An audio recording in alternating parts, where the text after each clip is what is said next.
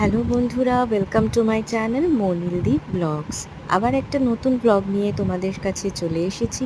এখন সন্ধেবেলা, তো হঠাৎ ইচ্ছে করলো যে বর মশাইয়ের আর কি মিস্টার বরের ইচ্ছে করলো যে হঠাৎই বাইরের খাবার খেতে। তো আমিও ভাবলাম যে আমারও একটু ইচ্ছে করছিল। আমি ভাবলাম যে ঠিক আছে, চলো একটু বাইরের কিছু নিয়েই আসা যাক, আর এসে বাড়িতে বসে খাওয়া যাক। তো আমরা বেরিয়ে পড়লাম। এখন আমি আমার ফ্ল্যাটের জাস্ট বাইরেই আছি।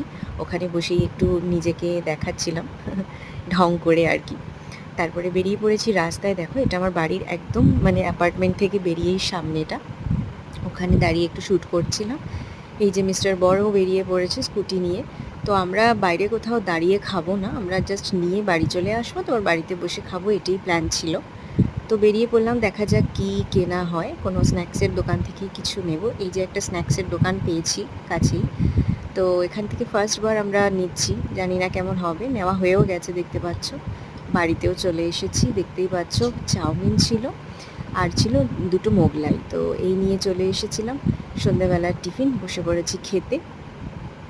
তো এখন আমি চাউমিন খাচ্ছি। এই দোকানের চাউমিনটা মোটামুটি ছিল, বাট মোগলাইটা খুব সুন্দর খেতে ছিল।